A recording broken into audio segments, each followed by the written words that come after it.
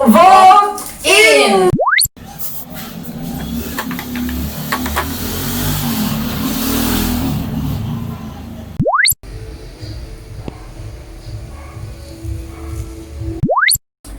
Tato de arashi ga hukoto mo. Tama na to kasi baka makapiright tayo. Wala sa tono.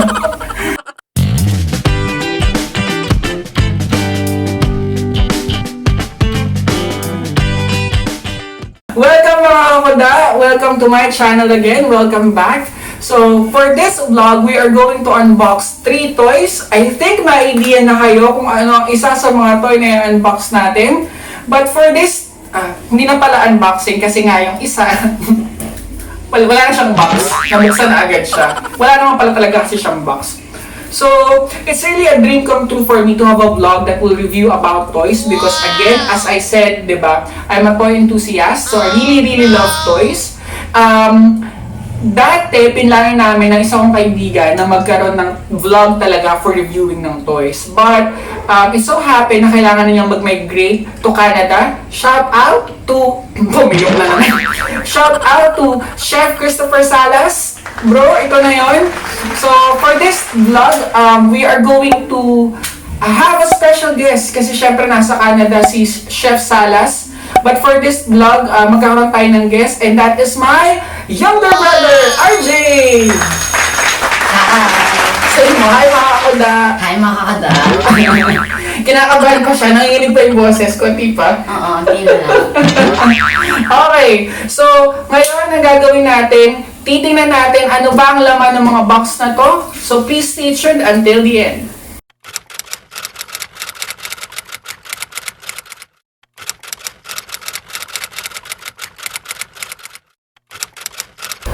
Okay, so for our first unboxing, again, hindi na nga siya unboxing kasi alam na yung laman, di ba? So for our first toy, we have here si... ano ba sa'yo mong bunso? Mankanshoku Mako. Si Mankanshoku Mako, Nendoroid 408. So ayan siya, mga Kakuda. Ayan. So, it's really my favorite ang Nendoroid, no? Yeah. Favorite ko talaga ang Nendoroid and I'm really into it. Kasi sa mga toy photography ko, again, you can follow my Instagram here, pipoys.world. So, marami doon about sa Nendoroid. So, agad ko natin i-unbox natin siya. Alam mo ba kung ano nito, Bunso? Hindi. Hindi? Hindi. Ako din po, hindi ko rin po alam kung saan talaga. Actually, hindi ako nanonood ng Kill a Kill. Kill a Kill? Ito na Kill la kill. Ano? Kill la kill. Kill la Kill. Bakit la? Ayun no, ito yung nakalagay sa box. Nasa box ba? Ayan, at least nagbasa siya, di ba? Kill la Kill. Hindi ako familiar kay Mako, pero the reason kung bakit ko siya binili is because of mga FPs niya, mga face palette niya. So, kasi alam niyo naman po, pag sa Nendoroid, pwede natin pagpalit-palitin yung mga mukha. Diba? Okay. So, ito po ang mga laman niya. Of course, you have the body. Ayan. I hope makikita niyo siya. Ayan. Diba ang cute niya? Meron kasi siyang sleeping na FP, natutulog. Paano? Gaya natin dalawa, Bunso. 1, 2, 3. Ginaya mo ba? Oo. Hindi nagpapakute ka lang eh. Ano ba yun? For those of you who are not yet familiar with Nendoroid, from Japan po siya. Doon po siya nag-start. Ang goal ng Nendoroid ay, of course, yung mga anime, magkaroon ng mga action figures, diba? Yeah. So, ikaw ba, Bunso, kapag anong gusto mong Nendoroid na orderin? Naruto. Naruto? So, paborito mo talaga si Naruto ngayon? Hindi, si Sasuke. Si Sasuke lang. Okay. But anong gusto mo kay Sasuke? Kakaiba siyang karakter. Kakaibang karakter. Okay, sige. So, this is a good addition sa aking mga Nendoroids. I'm really happy because kahit at some point magagamit ko yung mga FPs niya, yung mga face palettes niya sa iba. So, please watch out for my toy photography for Mako. I'll do that soon. Very soon. Well, for me na mahilig sa Nendoroid, for me, si Mako, Oh, no! Ano pa? Sige pa. Tahol pa. Ayan, okay na siya. For me, dahil mahilig ako sa Nendoroid, si Mako actually, nagkaroon na siya, matagal na siyang nirelease, nagkaroon na siya ng second release niya ulit. Nagkaroon na siya ng second release niya. So, I think ibig sabihin ng maraming gustong bumili kay Mako. So, for me, I will rate si Mako, ang ating Nendoroid. Ito, ating Nendoroid. Yung aso! Yung Nendoroid ng mga, siguro mga 10. Ayan. Ay, hindi 10, 9 naman. Rate natin siya ng mga 9. Ayan. So, if you will ask, magkano ko siya nabili? Nabili ko po si Mako sa halagang 1,600 pesos. Pero yung 1,600 pesos na yun, kaya ganun siya kamura because sa group ko siya ng Nendoroid dito sa Philippines nabili. Ayan, kaya wala rin siyang box. So, dineliver siya through JRS during the quarantine. Nung na-lift na yung, pwede na tayong lumabas. Pwede lumabas. Bawal lumabas. Bawal lumabas. Okay, sige. Huwag na natin kantahin kasi baka makapiright tayo. So,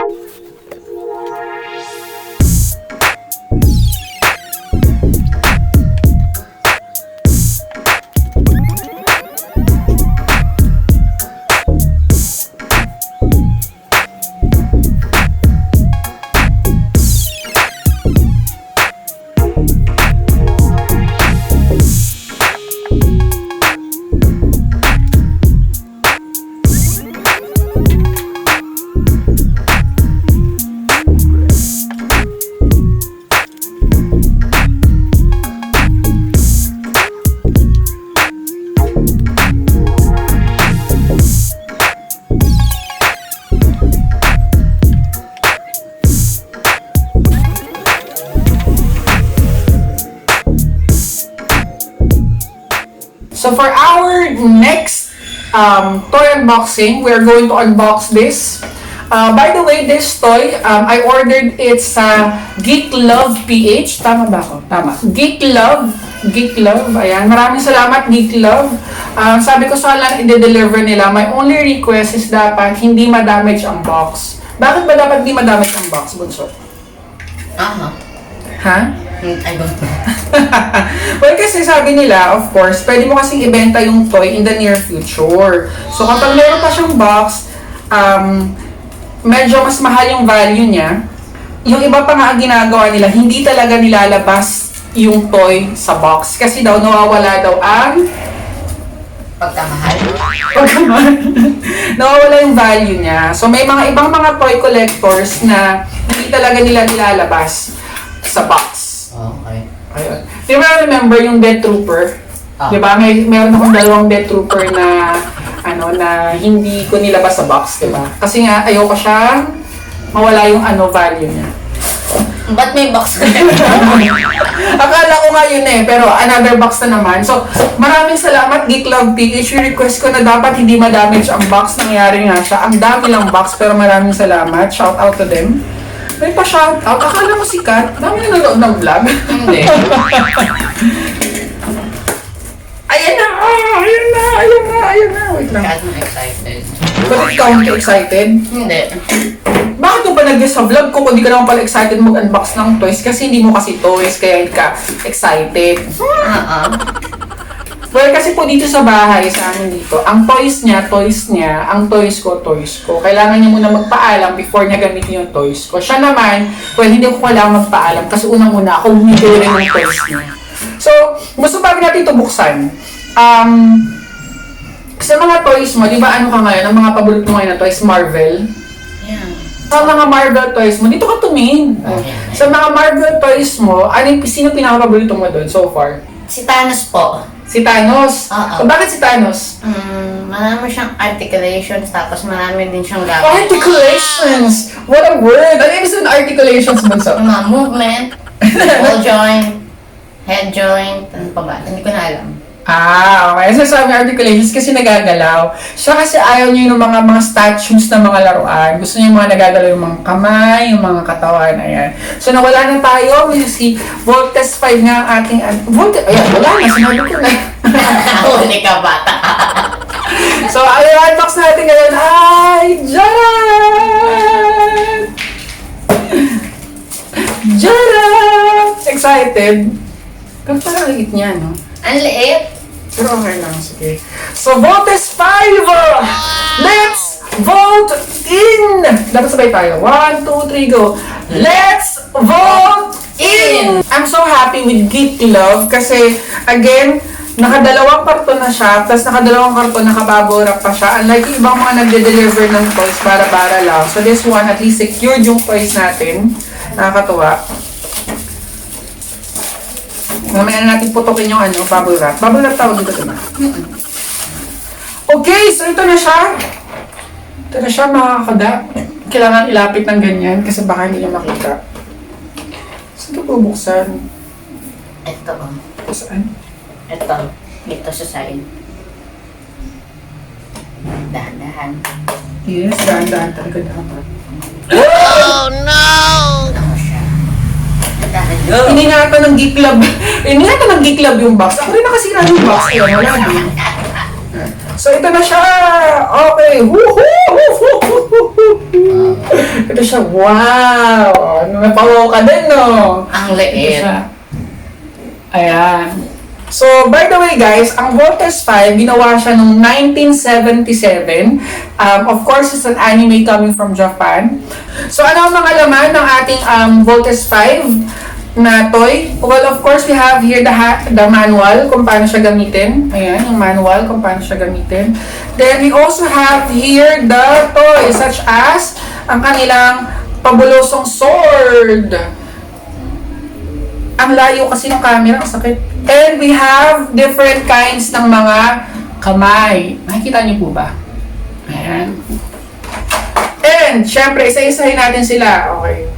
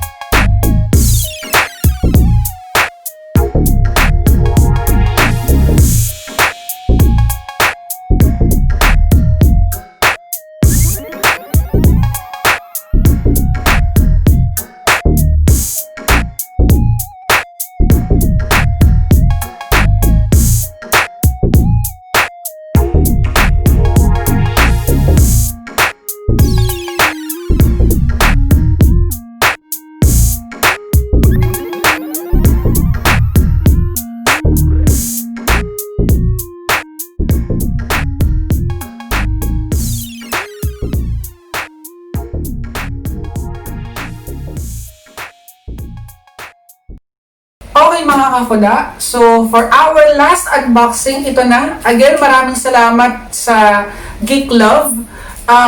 Few tips lang no mga kakuda and RJ din. Pero actually alam natin ni RJ. If you are planning to order toys, what you need to do para mas makamura ka is abangan mo yung mga pre-orders. May matatawag tayo na pre-orders. Ang pre-orders, magsasabi si company, for example, si Good Smile from Nendoroid, usually na inaabangan ko. Sabihin nila, okay, we are going to release this Nendoroid. And then, yung mga reseller dito sa Philippines, ipapublish nila yan. Pag-publish nila sa mga website nila yan, sa mga Facebook page nila, what you need to do is to order. Minsan, yung iba, may down payment. Yung iba naman, walang down payment. So, if you want to buy something for your kids, something that you want to buy for your siblings, or for your boyfriend, nagpaparinig. Okay, dapat mag-pre-order kayo para mas makamura po kayo. Ayan. Our last unboxing, we are going to unbox this box. So, sige. So, RJ, pag-unboxing natin. Kung Ay, naku, alam ko na to kung ano naman ito. Paano nalaman? Wala, nung nahulog ka ni baby ko. Ninong baby mo? May baby ka na? May baby ka na? Ni Aki. Ani, Aki.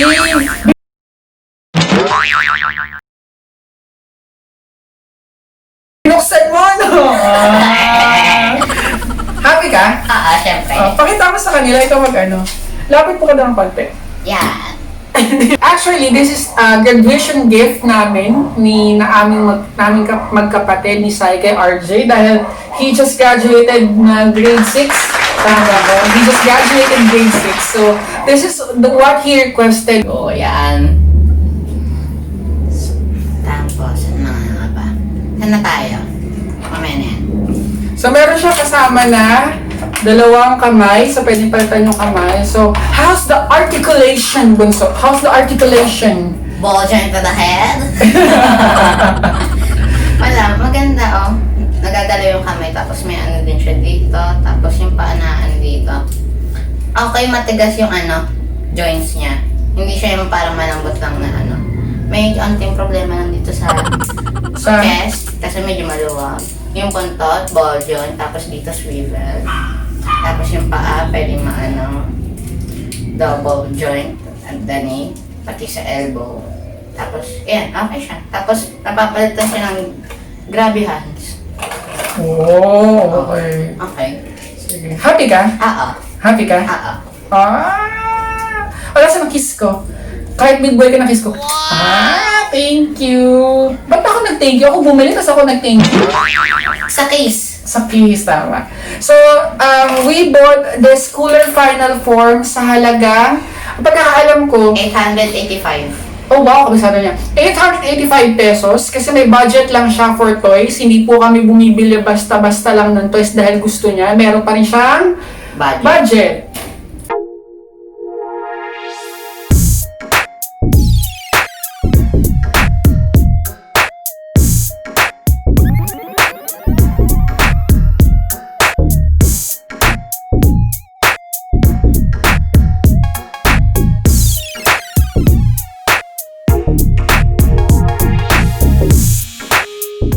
So that's it mga kuda. Maraming salamat for joining us in unboxing yung 3 toys. Actually, wala na siya dito kasi later i-display na po namin siya, di ba? So maraming salamat mga kuda. I hope we will see you again for our another toy unboxing. I think may mga parating kami ng mga pre-orders at some point, di ba? Pero puro Nendoroid na lang ata yun. Let's see what will happen. Let's see kung pwede pa tayo makatibok ng mga toys na pwede pa po nating mabili. Ayan. So again, maraming salamat for joining us. Ang ating outro yung ganun. Sabay tayo. 1, yung ganun. Hey! Ganun yun, di ba? 1, 2, 3, go! Hey! Maraming salamat